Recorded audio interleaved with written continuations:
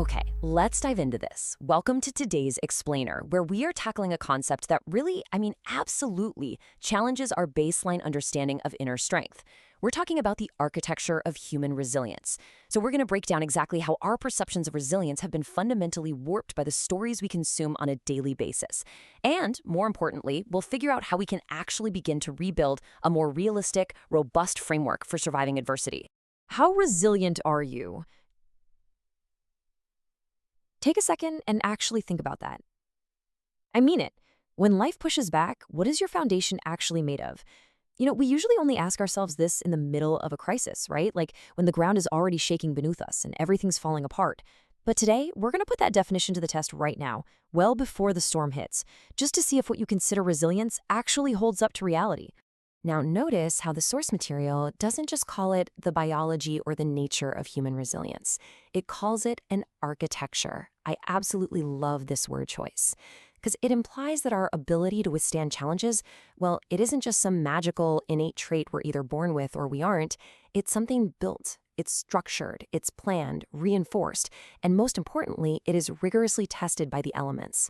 Think about it. A skyscraper doesn't stand up to a Category 5 hurricane by accident. It survives because its internal architecture was meticulously designed to absorb the shock, to sway with the wind without snapping. Well, your psychological resilience operates the exact same way. If you haven't intentionally built it, you really can't expect it to hold your weight. Now, what's really interesting about this slide is that it highlights a massive problem we have with how we perceive our own strength. It's driven by this huge myth versus reality dynamic. On one side, there's you, right? Navigating the messy, totally unpredictable terrain of real life. And then on the other side, the Hollywood protagonist. You know the type, the guy who manages to defuse a bomb with literally 1 second left, save the city, and somehow do the whole shebang without even messing up his hair. The media we consume profoundly conditions our view of struggle. We sit there, we watch these fictional heroes go through the ringer, and without even realizing it, we subconsciously map their scripted journeys onto our own real-life struggles. We start expecting our reality to play by their rules. And that Hollywood journey always breaks down into 3 highly predictable steps. Step 1, adversity strikes out of nowhere. Step 2, the challenge escalates, forcing our hero to fight back and endure. And step 3, the guaranteed win. In the movies, steps 1 and 2, they're really just mathematical plot points required to reach step 3. The struggle isn't the actual point. The struggle is merely the dramatic tension required to make that inevitable triumph feel earned. The victory, well, it's baked into the blueprint from page 1. Let's look at this exact observation from the source. Hollywood movies often depict protagonists overcoming tough situations and challenges with a positive outcome. And this brilliantly illustrates a severe psychological trap. When we're preconditioned by thousands of hours of screen time to expect that overcoming hardship is just a matter of waiting for the third act, it can actually make us dangerously passive in reality.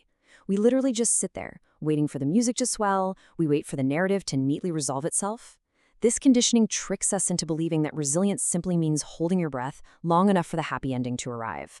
But in doing so, it completely robs us of our agency, and it leaves us entirely unprepared for a reality that just doesn't follow a script. So the crucial point is that the fundamental flaw in our thinking centers entirely on this expectation of a positive outcome. We subconsciously expect a guaranteed, successful resolution to our toughest situations. But what happens when we apply that expectation to reality? Our architecture inevitably crumbles under the weight. Because real life doesn't guarantee a successful resolution. The promotion doesn't always come through. The relationship isn't always saved. The illness isn't always cured. True resilience isn't the blind belief that everything will work out perfectly. Actually, scratch that. It's more like the psychological infrastructure that allows you to remain standing when it doesn't work out perfectly. Sometimes you just have to learn to live in the aftermath. So let me ask you again. Without a script guaranteeing a happy ending, how strong is your architecture? True human resilience isn't about expecting the movie ending.